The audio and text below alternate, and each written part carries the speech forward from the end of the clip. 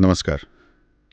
आज हम स्टैनिस्लास डेहेन के काम को देख रहे हैं और समझने की कोशिश कर रहे हैं कि ये सीखने की प्रक्रिया आखिर है क्या। हमारे पास जो दस्तावेज हैं वो इस पर रोशनी डालते हैं कि हमारा दिमाग मतलब जानकारी कैसे पकड़ता है और कैसे याद रखता है। अक्सर लगता है ना कि सीखना मतलब बस दिमाग में चीज़ें भरते जाओ, जैसे कंप्यूटर में डेटा डालते हैं। पर ये स्रोत बताते हैं कि असलियत में मामला इससे कहीं ज़्यादा दिलचस्प है। हमारा दिमाग कोई हार्ड ड्राइव तो है नहीं। बिल्कुल नहीं। डेहेन का काम यही तो जोर देता है कि सीखना एक बहुत ही सक्रिय मतलब एक खोजबीन वाली प्रक्रिया है। दिमाग चुपचाप बैठा नहीं रहता, वो लगातार दुनिया को समझने की कोशिश में लगा रहता है, अनुमान लगाता है और हाँ, जब वो गलत होता है तो अपनी समझ को ठीक भी करता है। अच्छा। तो आज हम इसी सक्रिय सफर के कुछ जरूरी पड़ावों पर बात करेंगे। हाँ, तो पहली बड़ी बात यही हुई कि दिमाग सिर्फ, आप कह रहे हैं, सुनता या देखता नहीं, वो लगातार अनुमान लगा रहा है, अपनी समझ को परख रहा है। इसे शायद वो हाइपोथेसिस टेस्टिंग कहते हैं। हाँ बिल्कुल, हाइपोथेसिस टेस्टिंग।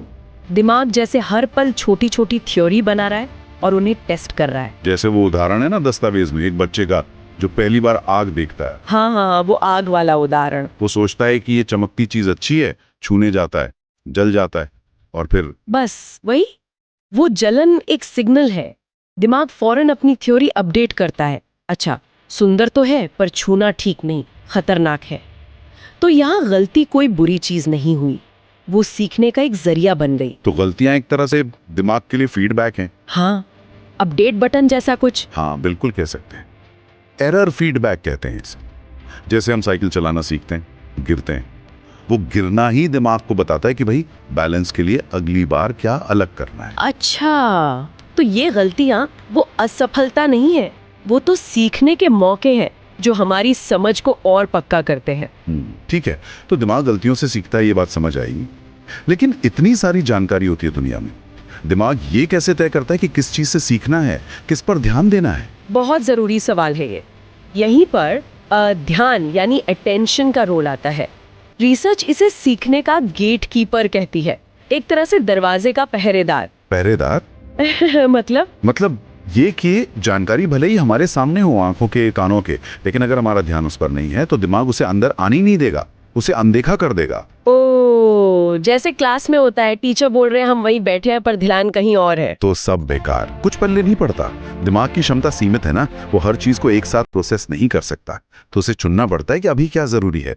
इसी को सेलेक्टिव अटेंशन कहते हैं। जरूरी चीज पर फोकस करो, बाकी को हटाओ। और ये ध्यान देना कोई ऑटोमेटिक चीज नहीं है, हमें कोशिश करनी पड़ती है ना? बिल्कुल, ये एक सक्रिय चुनाव है। और इसीलिए वो जो मल्टीटास्किंग है ना, एक साथ कई काम करना, वो सीखने के लिए बहुत खराब है।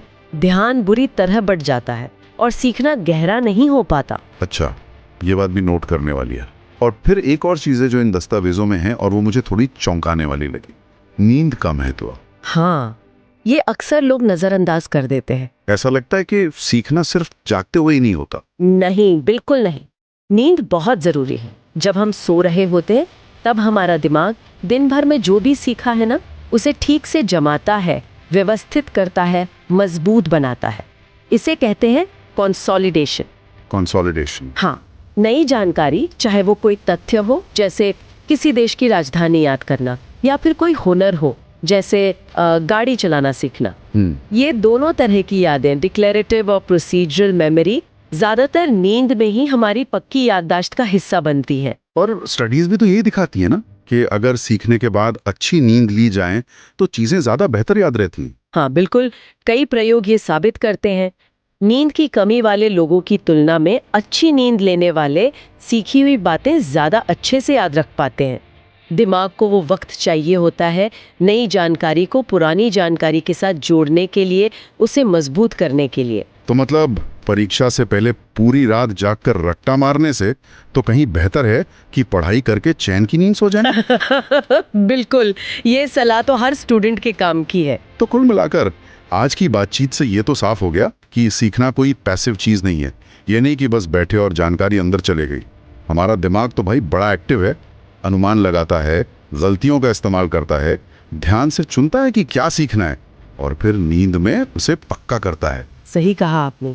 ये स्रोत हमें यही याद दिलाते हैं कि अगर हमें अच्छी तरह सीखना है तो दिमाग जैसे काम करता है हमें उसके साथ मिलकर काम करना होगा।